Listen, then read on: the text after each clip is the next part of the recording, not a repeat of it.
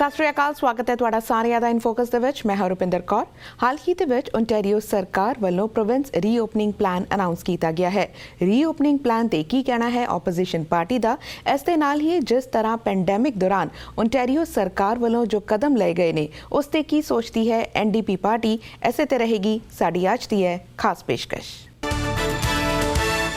ਇਨ focus ਦੇ ਵਿੱਚ ਅੱਜ ਖਾਸ ਤੌਰ ਤੇ ਗੱਲਬਾਤ ਕਰਨ ਜਾ ਰਹੇ ਹਾਂ ਬਰੈਂਪਟਨ ਨਾਰਥ ਤੋਂ member of provincial parliament Kevin yard ਦੇ ਨਾਲ, ਤੇ ਜਾਣਨ ਦੀ ਕੋਸ਼ਿਸ਼ ਕਰਾਂਗੇ ਕਿ ਸੂਬੇ ਵੱਲੋਂ ਜੋ ਰੀਓਪਨਿੰਗ ਪਲਾਨ ਐਲਾਨਿਆ ਗਿਆ ਹੈ ਉਸ ਤੇ ਕੀ ਕਹਿਣਾ ਹੈ opposition party NDP the.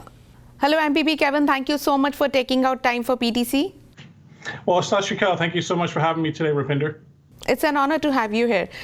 MPP Kevin, we would like to know, now the Ford government has announced the reopening plan of the province and the plan is in a 3 steps approach. So what is your first reaction to this reopening plan? Well, I'm glad that we finally have the outdoor amenities, golf, tennis, basketball open. We were calling for it. The Golf Association was calling for it.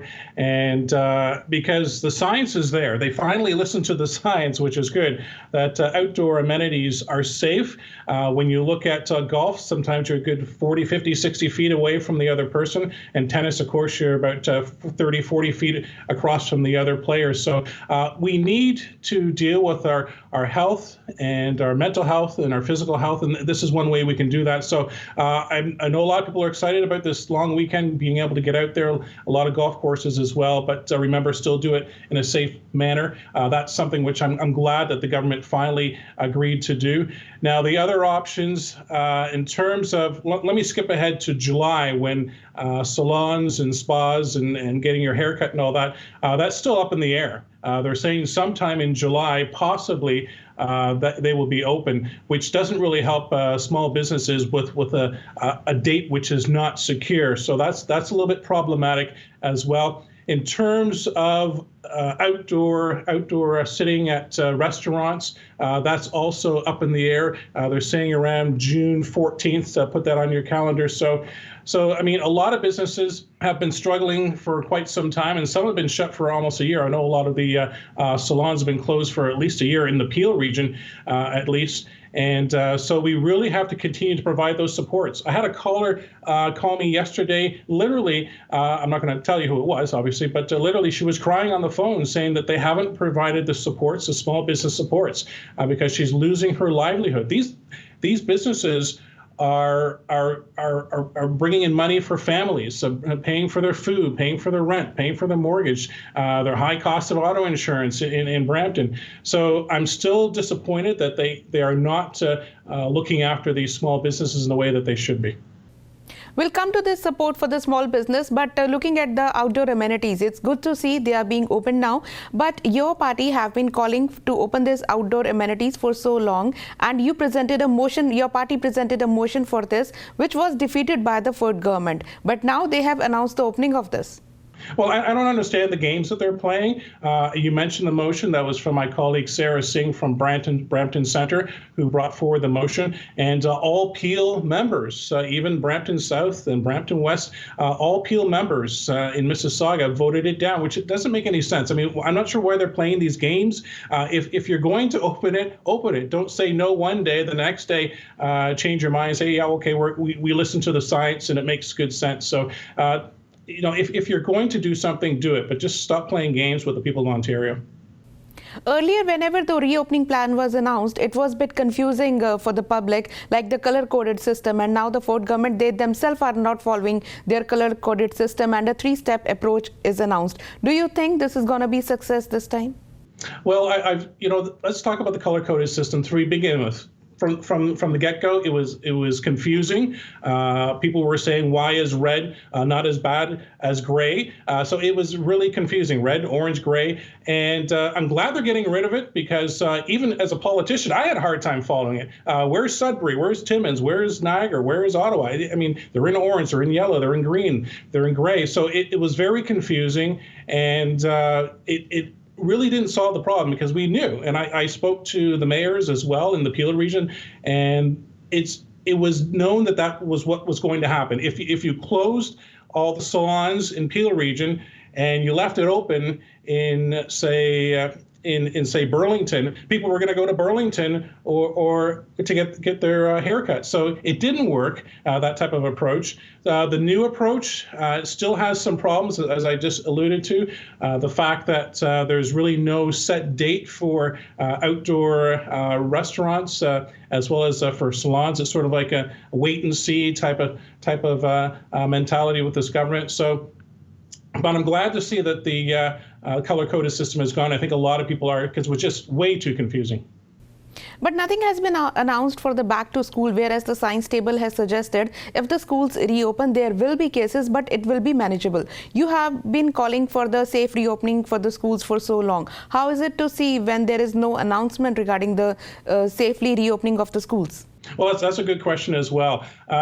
If we are going to open up the schools, we have to make sure that they're safe. As you said, we have to have at least 15 or fewer students in a classroom. That didn't happen in wave 1, wave 2, or in the early stages of wave 3. We have to make sure that the teachers are protected. They're provided PPE. You have to make sure that the students are protected as well, and make sure that when there's a case that it's announced right away and the school is closed. So there was talk as well that possibly even trying to get the schools open before the school year ends, which is still, a few more weeks. So I'm not sure what they're doing in terms of games once again. And I know for a fact they're not even speaking to the school boards. The school boards don't know what's going on. They haven't had any conversations with the Minister of Education. So they're still in the dark. But I think what now is that they're working on is getting the vaccines into the students before September rolls in. But I don't really see how they're going to get 2 doses by September. What does that mean? Does it mean we're still in the different cohorts? Or are they still online partially and at school? So it's still up in the air. Possibly that you can get enough doses in before the end of summer, but 2 doses, it's highly unlikely. And what does that mean in terms of the school system starting in September? So a lot of questions out there. And as I mentioned before, the Minister of Education is not even speaking to the school boards, which is very problematic. Yes, a lot of questions are still there, but as you mentioned about the small business support in the beginning, do you think Ford government needs to step up and address the workplace outbreaks with a comprehensive safe workplace plan? I think they should. We have seen the pop-up clinics in the Amazons and a few other places in the Peel region, as you know, where they've been going in and vaccinating the employees, but they need a comprehensive plan. And why they don't have one, we're now in wave 3. They should have had this a long time ago.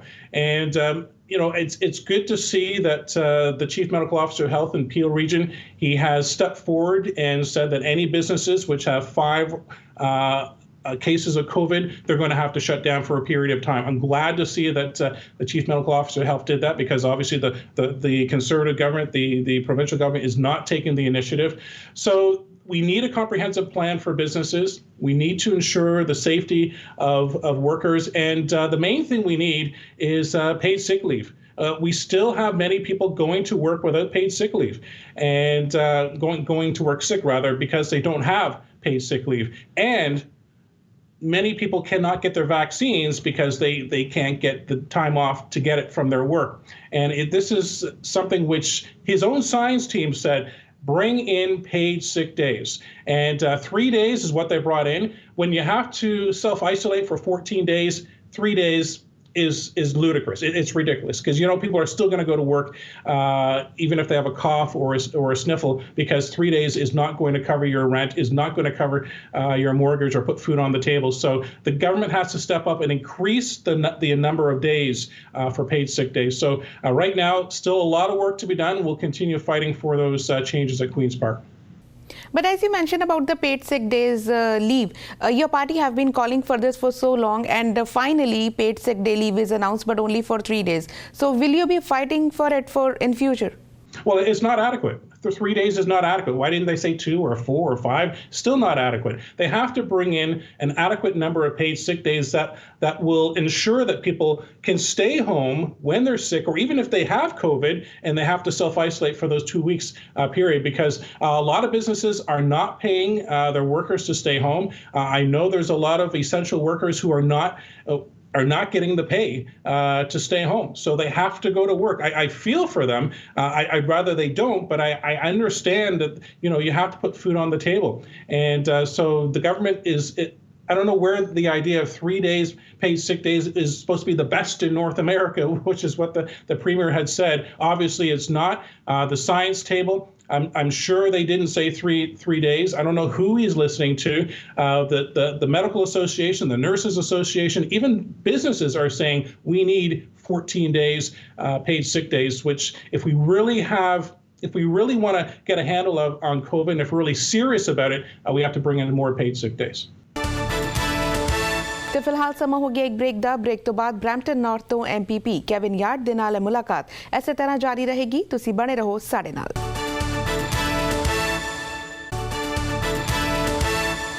Looking at the handling of the pandemic, your party have been calling for judicial review of Ontario's government handling of the pandemic. Why your party feel the need to do that?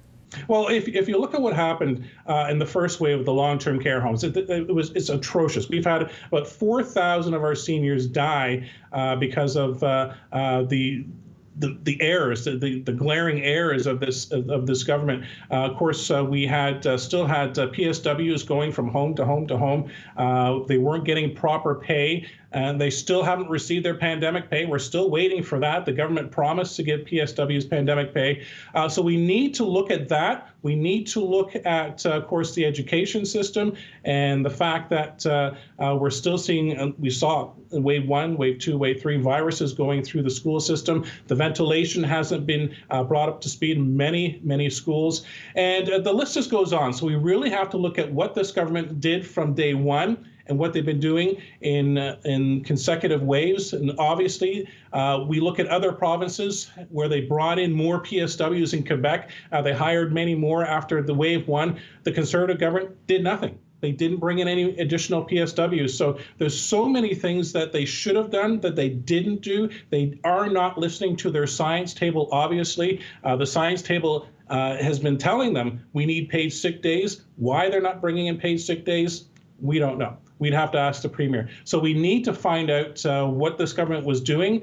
And a lot of things that they did was last minute. And especially in the long-term care homes, we had to have the Army go in to tell us exactly what was going on. Even after the military report, the report came out, they said you have to do this, you have to make sure that seniors have adequate number of hours a day in terms of quality service. None of these things have been implemented. They say they're going to implement it when? 5-10 years from now, which is ridiculous. So we really have to find out what's going on. Is it all about money? They want to keep the money in their coffers and they don't want to assist Ontarians. But people have been getting sick. People have been dying. That's why we need this report, to find out what the government has been doing and what the government has not been doing.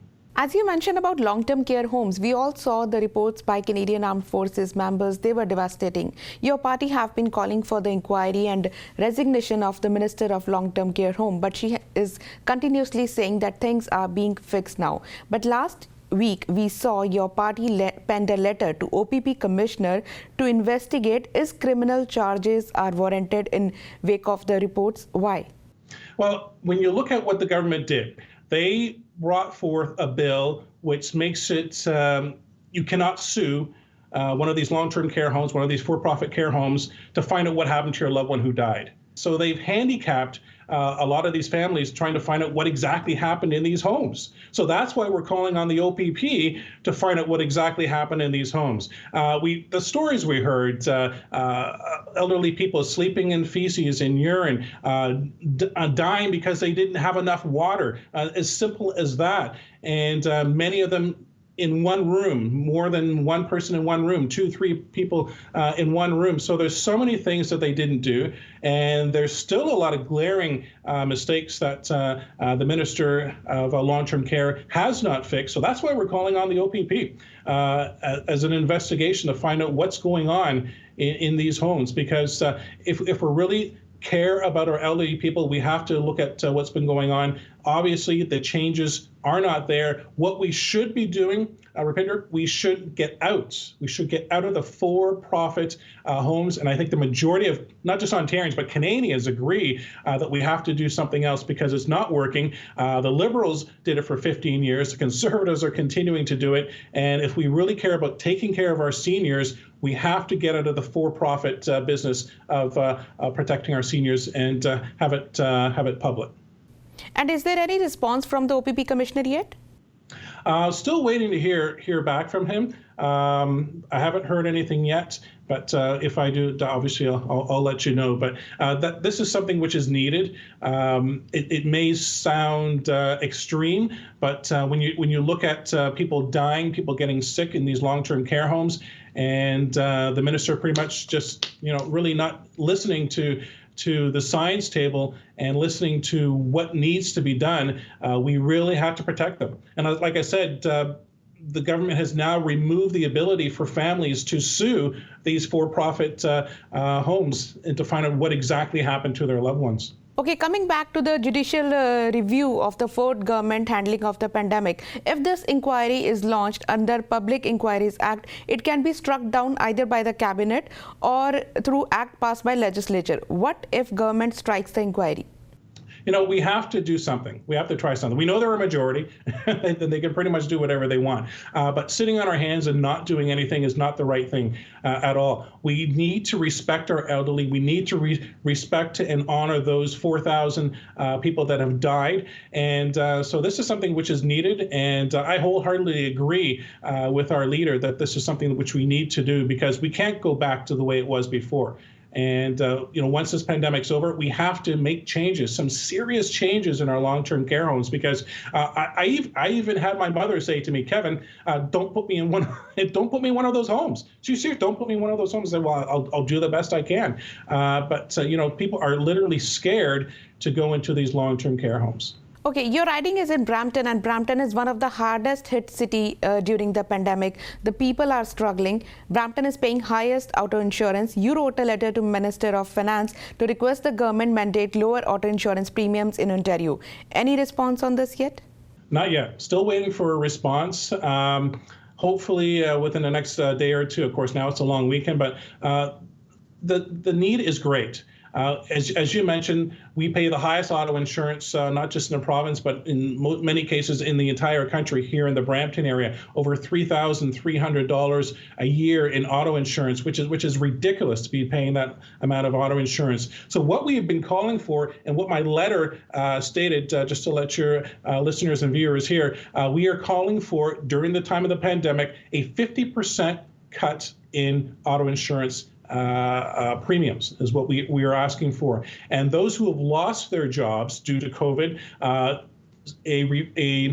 a deduction on their premiums as well, and a forgiveness for them in terms of a time period for them to pay their insurance premiums. So this is something which is needed because cars are sitting on driveways, there's fewer accidents, there's fewer claims out there, and insurance companies are raking in billions, literally billions with a B, in terms of premiums. So this is something which can be done. The government could do it. They could, just like that, tomorrow, legislate it, but they haven't had the will to do that. But what they've said was, call your insurance company. They will offer you a discount. And I've been getting calls and emails to my office and people saying, well, my insurance company said they'll give me a discount. And I say, well, how much was it? I said, it was $5 a month. So this is ridiculous because obviously there is no incentive for the insurance companies to lower the auto insurance. We have to get rid of the discriminatory practice of basing your auto insurance on your postal code. If you live in Brampton and you have no accidents, you have no tickets, you have no claims, you're a great driver, you've been driving for years, why should you have to pay high premiums just because of where you live? That's ridiculous. That has to change. And I know we're probably running out of time, but we could also talk about the taxi and limousine areas as well, where I've been speaking with them, and they cannot get auto insurance. They are put in the facility market, which is a high risk market, and in some cases paying over $10,000 a year in auto insurance. So many taxi cabs are sitting on driveways because they can't afford to drive them because the taxi insurance rates are so high. So there's so many things this government should do to alleviate the pain of drivers and taxi and limousine drivers in Ontario. And so far, we have heard nothing from the Conservative government. The Liberals prior to that, they promised a 15% cut. They didn't bring that in. So both the Liberals and Conservatives have done nothing, not just for Brampton, but right across Ontario in terms of dealing with our auto insurance as well as taxi and limousine service. I'm hoping now that we're in an election year that'll spur them to actually do something. But let's get rolling now because these are high rates of insurance that people are paying, and we need something done right now. Okay, your party is not happy, not satisfied with the government handling of the pandemic and with the other issues as well. So if being in power, how your party have handled the things differently? Well, you know what? I'm not the type of person who likes to complain all the time. If the government does something right, I'll admit it. They did something right. In Brampton, where they're bringing in a university, a medical university, that's a good thing. I applaud them for that. However, I'd much rather have seen a university that's open to maths and sciences and the general arts, and like a full-fledged university instead of a specific type of university. So when we get in power, not if, I know you said if, but when we get in power in 2022, there's so many things we need to do. And dealing with the auto insurance, as the critic for auto insurance, that's one of the first things I'm pledging to do. Make sure that we get fair auto insurance, not just for Brampton, but for right across the province of Ontario.